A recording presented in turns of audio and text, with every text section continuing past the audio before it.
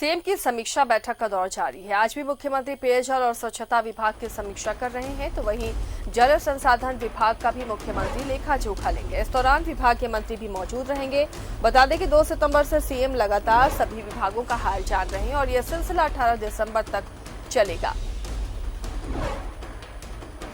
इस मामले पर ज्यादा अपडेट के साथ सहयोगी विपिन हमारे साथ जुड़े हुए हैं। विपिन, आज भी समीक्षा बैठक का दौर जारी रहेगा, क्या मुख्यमंत्री पहुंच चुके हैं, शुरुआत हुई है?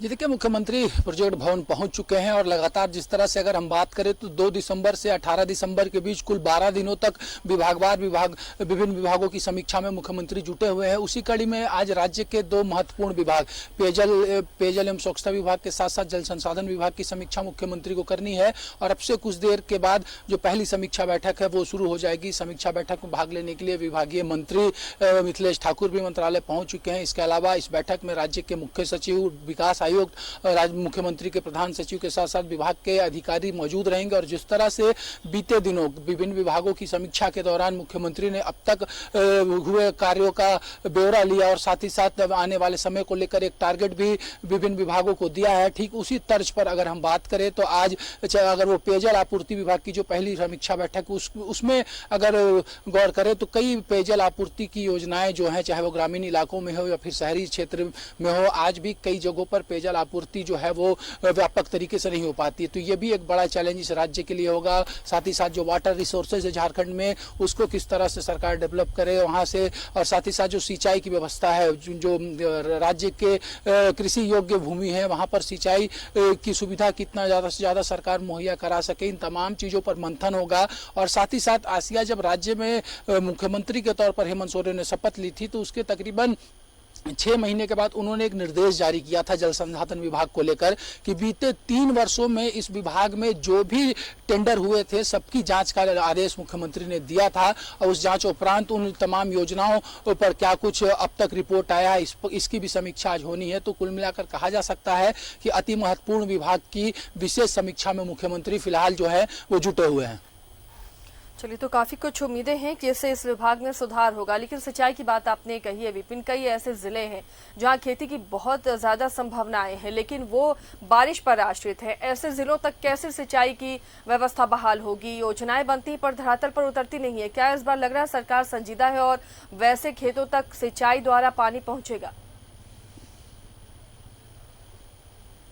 जी बिल्कुल, अगर बात की जाए तो कई ऐसी परियोजनाएं झारखंड में शुरू तो जरूर हुई है बेहतर सिंचाई को लेकर, लेकिन वो मूर्त रूप तक नहीं पहुंच पाई। इन तमाम चीज़ों की समीक्षा होनी है और किस तरह से हर खेत को पानी सरकार पहुंचा सके। एक फसलीय राज्य की कृषि सेक्टर जो है वो यहाँ पर ज़्यादातर किसान जो है वो एक फसल ही करते हैं क्योंकि कहीं ना कहीं जो सिंचाई है उसका अभाव। और जिस तरह से अगर बात की जाए तो पलामू में मंडल डैम को लेकर जिस तरह की सियासत हुई थी, प्रधानमंत्री पलामू में आकर उन्होंने मंडल डैम के पुनर्निर्माण की आधारशिला रखी थी, उसके बाद उसकी अभी अद्यतन स्थिति क्या है।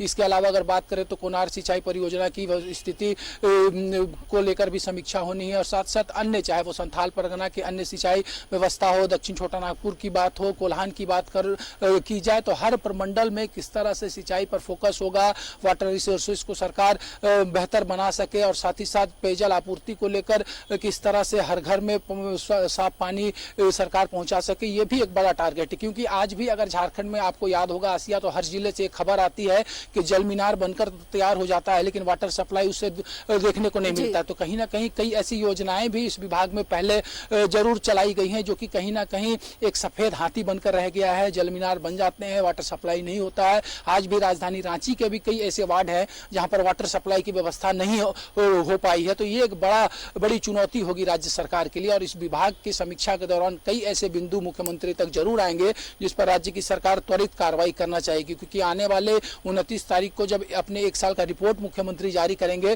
तो निश्चित तौर पर मुख्यमंत्री भी ये चाहेंगे कि उपलब्धियों के साथ साथ फ्यूचर प्लानिंग क्या है राज्य में नई इस सरकार का, वो भी जनता तक बता सके।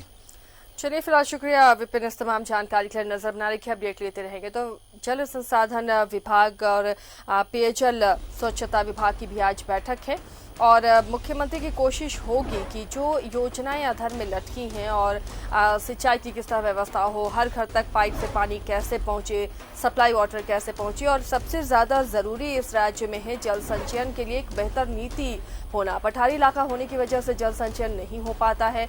लोगों को इसके लिए जागरूक करना होगा। हर घर में अगर सोकपीट बने और इसके लिए बाध्य करे निगम और सरकार लोगों को, या कुछ प्रोत्साहन राशि दे इसके लिए, तभी भूमिगत जल स्तर भी बढ़ेगा और इसके लिए सरकार को संजीदा होना होगा।